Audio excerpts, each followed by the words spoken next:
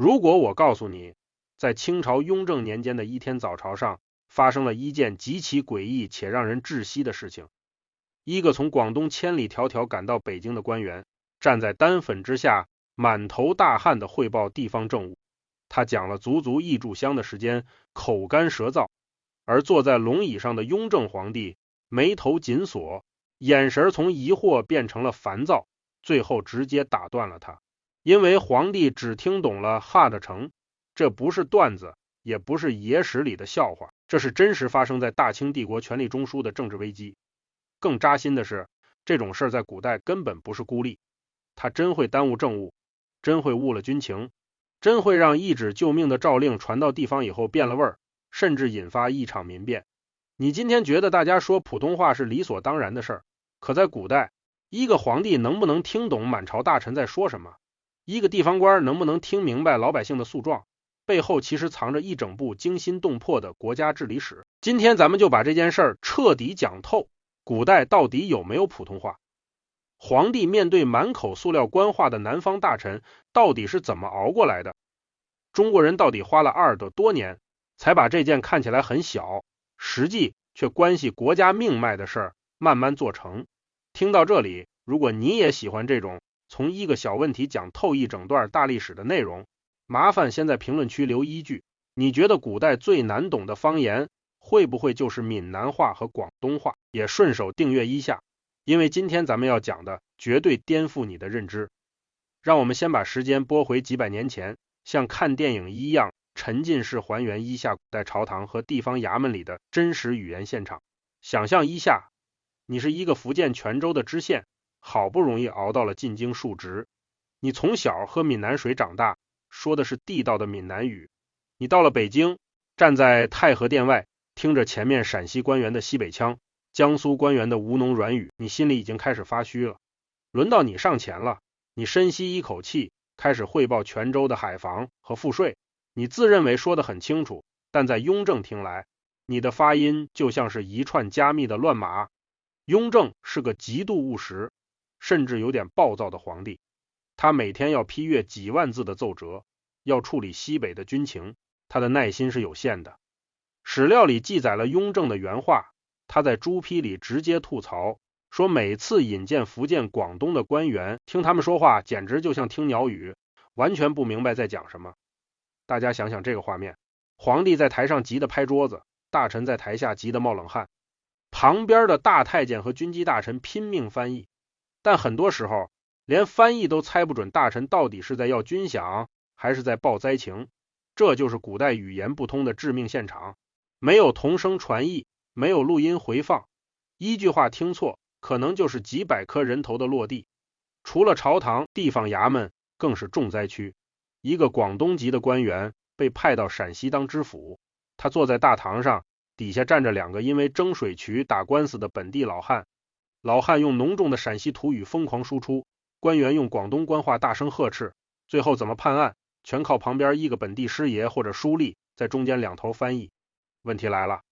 这个书吏如果是个贪腐分子呢，他完全可以两头骗，对老汉说，大老爷要罚你10两银子，对官员说，那刁民愿意交20两丝了。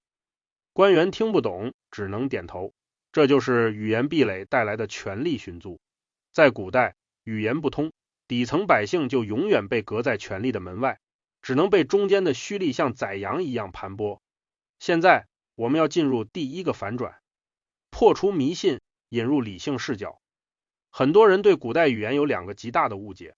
第一个误解，受古装剧毒害太深，以为古代从皇帝到乞丐，从将军到书生，大家张嘴就是字正腔圆的现代普通话，一口一个陛下，一口一个臣遵旨。事实真的如此吗？单靠一部电视剧根本无法解释中国这么庞大的疆域和极其复杂的地形。中国太大了，山川河流把人群切割成无数个封闭的地理单元，隔一座山，口音就变了，过一条河，词汇就不同了。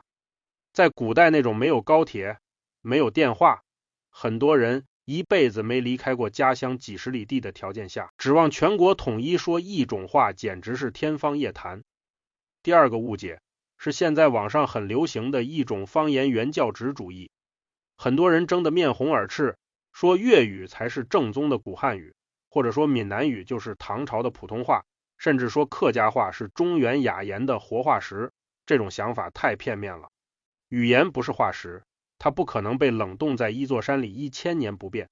今天任何一种方言都不是某个朝代标准语的完美时间胶囊，它们都是历史上不同时期的中原语音和当地土著语言长期碰撞融合后长出来的混血儿。那么既然没有天然的统一语言，古代中国是怎么维持大一统的？答案只有一个，靠国家机器强行塑造出一种共同语。接下来我们用硬核的逻辑拆解这套共同语是如何在2000年的历史中像滚雪球一样建立起来的。第一层解密，政治中心的引力波效应。在先秦时期，诸侯割据，大家各说各的，但周天子要搞会盟，要搞祭祀，总不能各讲各的。于是以周王室所在地洛阳一带的语音为基础，形成了一种标准语，叫雅言。孔子平时在家说鲁国方言，但一念诗经，一执行礼仪，必须切换成雅言。这就是最早的共同语。它的核心逻辑是，谁是政治中心，谁的话就是标准。到了秦汉，大一统帝国建立，都城在长安，关中方言成了官场硬通货。你不说关中话，你连咸阳的官场都混不进去。隋唐时期，科举制成熟，长安成了全国读书人的大熔炉，每年几万举子从全国各地涌入长安，他们要在客栈里交流，要和考官对答。你如果带着一口即中的家乡话，考官听着费劲，直接给你打个低分。科举制度本质上就是一个巨大的国家级语言训练营，他把全国最有野心、最聪明的年轻人强行扔进同一个语言环境里，逼着他们向长安音靠拢。到了明朝，朱元璋定都南京，南京官话成了全国标准。后来朱棣迁都北京，把大批南方官员和军队带到北方，南京官话和北京土话长期混合，慢慢长出了新的北方共同语雏形。到了清朝，北京官话彻底坐稳了核心位置。为什么？因为北京是首都，是八旗驻防中心，是全国人往上爬的终极目标。满语的影响，南京官话的底子，北方土话的骨架，全在北京这口大锅里熬了几百年，熬出了最终的清代官话。你看，这套逻辑到今天也没变。共同语的形成从来不是因为某地的方言天生好听，而是因为那里掌握着权力、资源和上升通道。第二层解密，雍正的正音书院与 KPI 挂钩。如果说前面的朝代推共同语还是靠大家自觉，靠科举慢慢筛选，那到了雍正这里，直接变成了硬核的行政命令。雍正被民广官员的口音折磨得痛不欲生，他是个狠人，他不跟你废话，他直接掀桌子。他下旨在福建和广东设立正音书院，这可不是什么兴趣班，这是古代的普通话强制培训班。更狠的是，雍正把学官话和科举资格直接挂钩。你想考秀才，想中举人，可以先过语言关，如果你不会说官话，你连考场的门都进不去。这一招太绝了，对于古代家庭来说，读书考功名是唯一的上升通道。你平时让他们学官话，他们嫌麻烦，觉得反正能在本地当个土财主就行。但你一说不学官话就不能考科举，不能做官，那性质就全变了。语言问题瞬间变成了生存问题，阶层跃升问题。正音书院里，教官拿着标准的运输，一个字一个字的纠正这些南方举子的发音。这背后是国家机器在用最粗暴但也最有效的方式强行抹平沟通的鸿沟。DI 层解密，方言的地质层原理。很多人问，那为什么现在的闽南语、粤语里还能读出很多唐诗宋词的押韵，还能保留很多古汉语的入声？这里我要引入一个语言学上的地层学概念。大家把语言想象成地质层，中原地区是地壳运动最剧烈的地方，战乱、迁徙、外族入侵，把原来的语言层翻了又翻，盖了又盖，所以北方话变化最快。而南方，特别是福建、广东的山区，地形封闭，像是一个个天然的保险箱。历史上每次中原大乱，比如永嘉之乱安史之乱、靖康之难，大批中原人拖家带口逃到南方，他们把当时的中原共同语带到了山里，因为山里封闭，外面的新语言进不来，他们就把老祖宗的话像传家宝一样一代代传了下来。同时他们又和当地的土著语言发生了一些融合，所以闽南语和粤语不是古代的普通话本身，而是古代不同时期的普通话在南方山区留下的语音化石层。你用粤语念唐诗觉得押韵，是因为粤语保留了唐代共同语的某些发音特征，而不是因为粤语就是唐代普通话。语言是一条河，它一直在流，只是有的地方流得慢，有的地方流得快。讲到这里，你是不是觉得恍然大悟？原来古代的普通话是政治引力、科举筛选和人口迁徙共同作用的产物。但是如果你以为故事讲到这里就结束了，以为共同语的推行只是为了让大家沟通更方便，那你就太天真了。接下来我们要进入整篇文案的终极反转，从文化和语言的视角转向权力、体制和人性的深渊。古代推行共同语，骨子里根本不是为了什么文化交流，而是皇权对基层绝对控制欲的体现，是权力意志向下延伸的探针。大家想想，皇帝为什么要费尽心机让大臣说官话？地方官为什么要逼着百姓听懂官话？因为在一个庞大的农业帝国里，信息就是权力。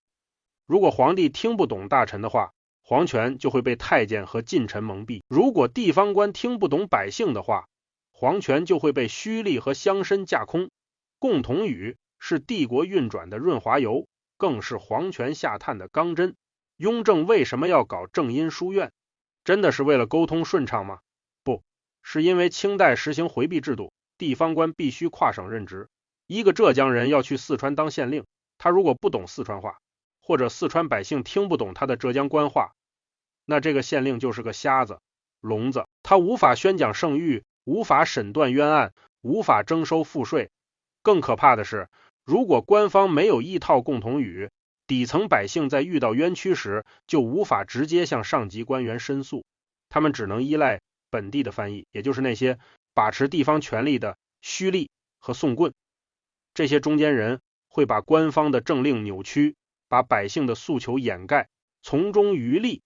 所以推行共同语本质上是皇权在试图绕过中间商，直接和底层百姓建立连接。他是要把帝国的每一根神经末梢都牢牢接在中央的大脑上。在这个过程中，那些因为口音重而被挡在科举门外的人，那些因为听不懂官话而在衙门里百口莫辩的底层百姓，他们才是这套制度真正的代价。